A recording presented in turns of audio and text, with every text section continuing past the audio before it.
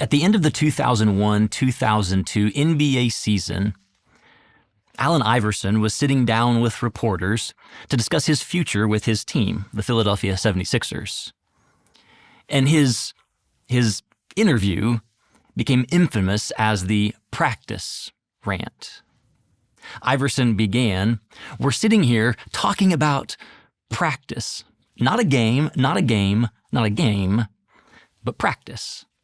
Not the game that I would die for every time I go out and play, but practice."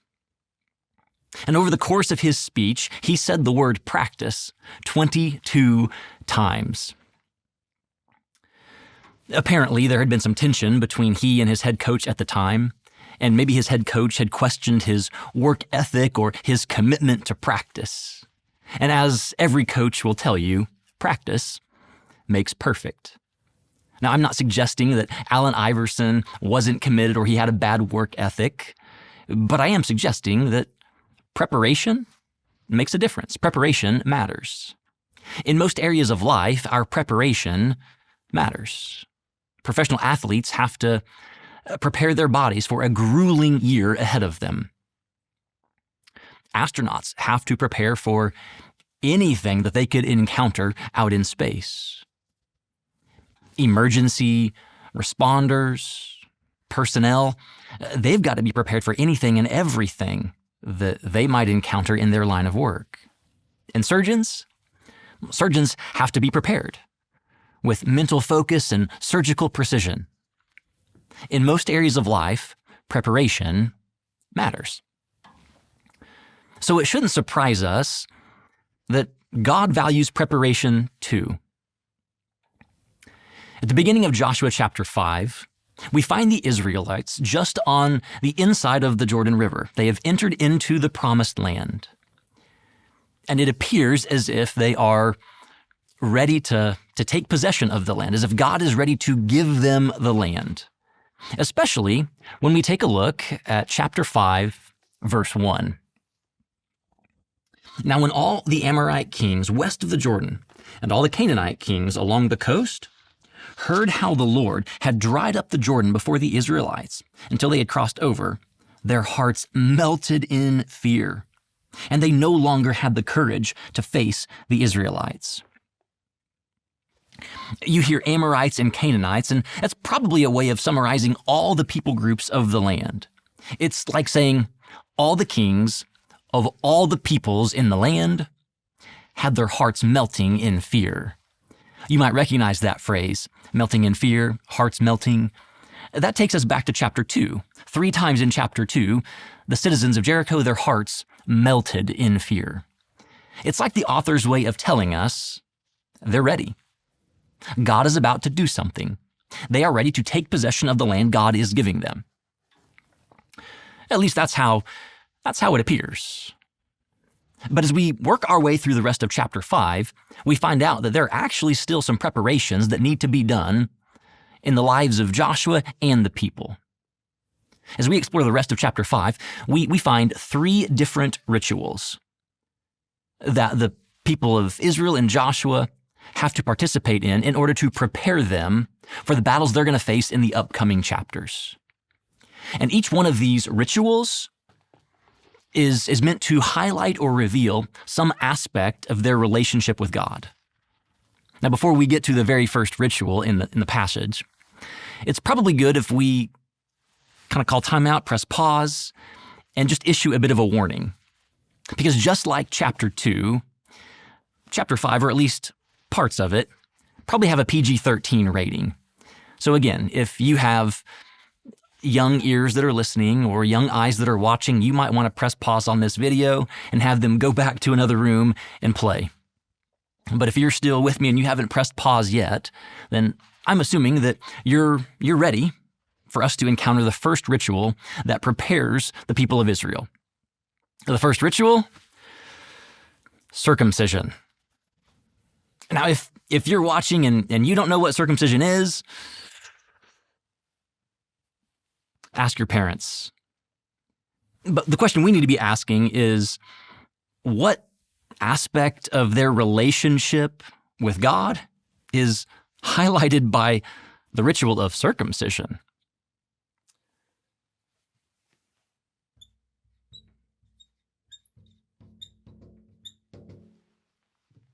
Their identity. The practice of circumcision is meant to reveal who they are, and more importantly, whose they are. Circumcision is a practice or a ritual of belonging. It lets people know you're part of the covenant. You're part of the covenant people with God. And so God commands the Israelite men to be circumcised in chapter 5, verse 2. At that time, the Lord said to Joshua, "Make flint knives and circumcise the Israelites again." So Joshua made flint knives and circumcised the Israelites at Gibeath Ha'araloth. They circumcised them again? It doesn't mean that the same people are being circumcised, but a new group of men are being circumcised. And God commands this after they've stepped foot inside the promised land, after they've crossed the Jordan River on dry ground. And maybe you hear that and you think, now wait a minute. That sounds a little bit counterintuitive.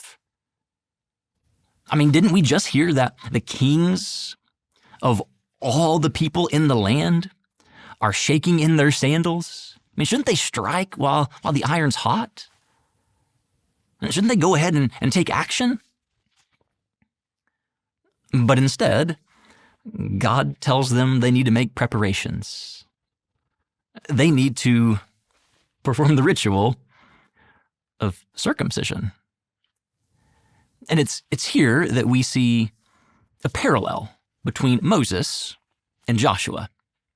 Before Moses could lead the people out of Egypt, he had to circumcise his sons. And before Joshua can lead the people to take the land, he has to circumcise his spiritual sons. And God tells us why in the verses that follow, starting in verse 4. Now this is why he did so. All those who came out of Egypt, all the men of military age, died in the wilderness on the way after leaving Egypt.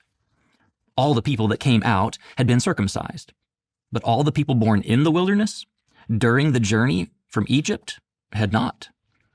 The Israelites had moved about in the wilderness 40 years until all the men who were of military age, when they left Egypt, had died, since they had not obeyed the Lord. For the Lord had sworn to them that they would not see the land he had solemnly promised their ancestors to give us, a land flowing with milk and honey. So he raised up their sons in their place. And these were the ones Joshua circumcised. They were still uncircumcised because they had not been circumcised on the way. And after the whole nation had been circumcised, they remained where they were in camp until they were healed. We have these Israelite men all getting circumcised in this location.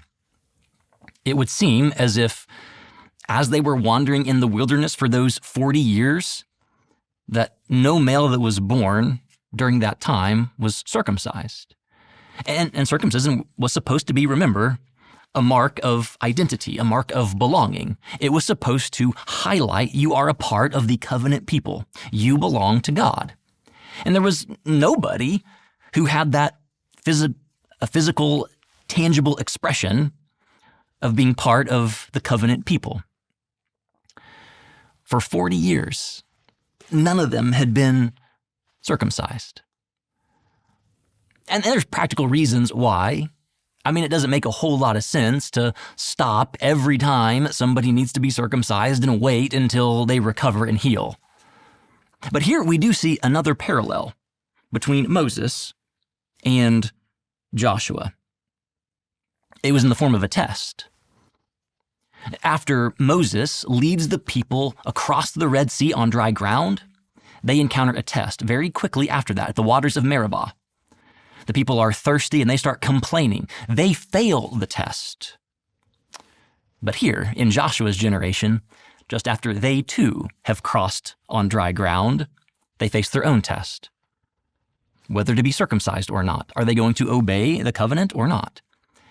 And unlike Moses' generation, Joshua's generation passes the test. And it's here that we probably ought to take note of a truth that often surfaces in our lives. And if you've been a follower of Jesus for very long, you've probably encountered this. Spiritual tests often follow spiritual success. Moses and the people of Israel, they had successfully escaped from Pharaoh and his army, and they faced a test. Joshua and his people, they successfully crossed the Jordan River on dry ground, and now they face a test. Elijah will defeat the prophets of Baal, and then he faces a test of his own life. Jesus himself is baptized in the Jordan River, and the Holy Spirit descends in the form of a dove. This is my son. And then he goes out into the wilderness to face a test. Spiritual tests often follow spiritual success. And as this first ritual concludes, God says something that's a little confusing in verse 9. The Lord said to Joshua, "Today I have rolled away the reproach of Egypt from you." So the place has been called Gilgal to this day. Scholars wrestle with what exactly God means when he says he's going to roll away the reproach of Egypt. And there are several theories, several options here. One option is that the reproach of Egypt refers to the way the Egyptians treated the Israelites, the way they mocked them, held them in captivity, in bondage, in slavery, forcing them to make bricks without straw. Maybe the reproach of Israel refers to that treatment. A second theory is that maybe the reproach of Egypt refers to the Israelites' own disobedience. I mean, for 40 years they wandered in the wilderness, they whined, they complained, they grumbled. In fact, they made a golden calf at one point.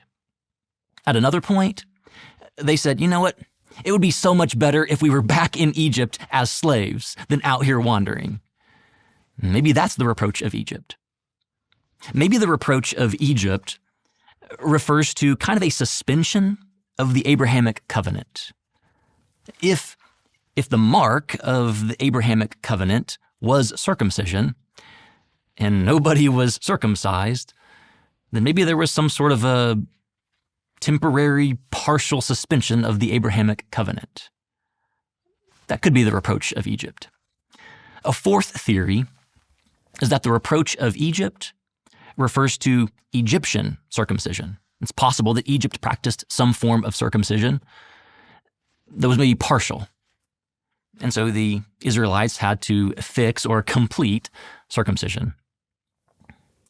Whatever this refers to, it's evident in these 8 verses or so that talk about the ritual of circumcision, that this is a ritual of identity, a ritual of belonging.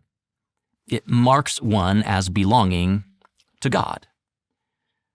The second ritual that we see in this text is the ritual of Passover. And Passover naturally follows from the first ritual. I mean, back in Exodus chapter 12, God laid out some instructions about how Passover was to be celebrated, and God was very clear. No male who was uncircumcised was to participate in Passover. So naturally, circumcision precedes Passover. But what aspect of their relationship with God is highlighted through the ritual of Passover?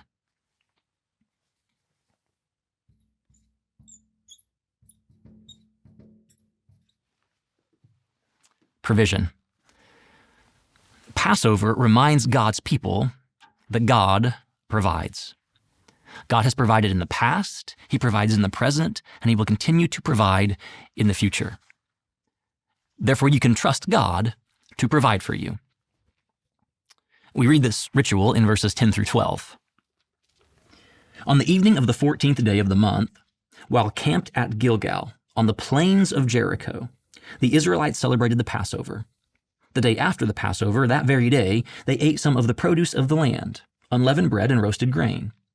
The manna stopped the day after they ate this food from the land. There was no longer any manna for the Israelites. But that year, they ate the produce of Canaan. We're told this takes place on the 14th day of the month. That would be the first month, the month of Nisan, which is the day that they were to eat the Passover. And then we have what seems like the very next day, which would be the 15th of Nisan. And the 15th of Nisan marked the beginning of a 7-day-long feast, the Feast of Unleavened Bread. And there's a bit of confusion about how to understand the timeline, but many scholars would suggest that verse 10, Nisan 14th, they celebrate Passover. Verse 11 is Nisan 15th, they begin the Feast of Unleavened Bread. They eat from the produce of the land, unleavened bread, grain. And then verse 12 would be the next day, Nisan 16th. Whatever the timeline, we do see, however, a few highlights that the author wants us to note. The author wants us to note that, number one, they do eat Passover. And second, that they eat from the produce of the land. And third, therefore, God no longer needs to provide manna. For 6 days a week, for 40 years, God had been providing manna, bread from heaven. But now that they are in the land, they can eat from the produce of the land God has provided. And it's here that we see two more parallels between Moses and Joshua. The first of these two parallels is Passover itself. Moses leads the Israelites to celebrate the first Passover back in Exodus, and Joshua here leads them to celebrate the second Passover. The other parallel here is that through Moses, God provides manna to the people. Through Joshua, God no longer needs to provide manna for the people. This second ritual highlights God is faithful. God provides. He's provided in the past. He provided when they left Egypt. He provides in the present now that they enter into the land, and he will continue to provide in the future. And then we get to the third ritual. And this ritual isn't for all of Israel. This ritual is for Joshua himself. It's the ritual of holy ground. And here we see another parallel between Moses and Joshua. Moses had his own holy ground moment in Exodus chapter 3, when he sees a burning bush that's not being consumed, and he has an encounter with the I Am, with Yahweh. And here Joshua has his own holy ground moment. Verses 13 through 15 say, "Now when Joshua was near Jericho, he looked up and saw a man standing in front of him, with a drawn sword in his hand. Joshua went up to him and asked, 'Are you for us or for our enemies?' 'Neither,' he replied, 'but as commander of the army of the Lord, I have now come.' Then Joshua fell face down to the ground in reverence and asked him, 'What message does my Lord have for his servant?' The commander of the Lord's army replied, 'Take off your sandals, for the place where you are standing is holy.' And Joshua did so." This encounter tells us that maybe Joshua was on the move a little bit. Back in verse 10, they were at Gilgal on the plains of Jericho. Now it seems like he's a little bit closer to Jericho. Maybe he's on a scouting mission. And as he's traveling along, getting one quick look at Jericho, he sees this angelic figure standing there with his sword drawn. And naturally, he asks the question, whose side are you on? Are you for us or are you for them? Because in the Old Testament, the ancient world, they often saw angelic figures, and when these angelic figures showed up with drawn swords, they were usually in an adversarial role, not an ally. And so naturally, Joshua asked the question, are you an adversary or an ally? And the commander's response is, no. I'm not on either side. I'm on God's side. And so he falls down and he worships, it seems, which may cause us to ask the question, who exactly is this commander in the text? And there are two basic options. Option number one is that maybe the commander of the Lord's army is a pre-incarnate appearance of the second person of the Godhead, God the Son. And there's some evidence that might support this. Like I just mentioned, Joshua falls face down in a posture of worship. Second is the parallel between Moses and Joshua. Moses' holy ground encounter was with the I Am, and maybe Joshua's holy ground encounter is with the I Am. We also have church tradition. Throughout much of church history, it was assumed that this encounter in Joshua 5 was an appearance of a pre-incarnate Christ, the second person of the Godhead. And there may be even something in the context to support this. It's unclear whether the end of chapter 5 and the beginning of chapter 6 is the same scene or if it's a different scene. If it's the same scene, we read in chapter 6, verse 2, the Lord said to Joshua. Maybe it's the Lord. Maybe it is a pre-incarnate appearance of the second person of the Godhead. However, most scholars seem to believe that we probably ought to understand this more as a warrior angel, someone who might command the Lord's army, someone like, say, Michael, the angel. We know in other places that Michael was commanding the Lord's army or large portions of it. And maybe that's what's happening here. In fact, it was pretty common in the Old Testament, and the idea was in the ancient world that before an important battle, a heavenly visitor would show up, an angelic warrior visitor would show up with words of advice or counsel to prepare them for battle. And maybe that's what's happening here. And when we think about the New Testament, there's nowhere in the New Testament that makes a connection between Joshua 5 and Jesus. It doesn't mean there isn't one.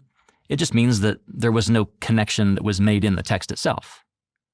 So maybe it is better that we assume this is more of a warrior angelic figure. Whoever this is, it's pretty clear, as one scholar says, he's not there to take sides. He's there to take charge. So what aspect of their relationship, or Joshua's relationship with God, is highlighted by the ritual of holy ground?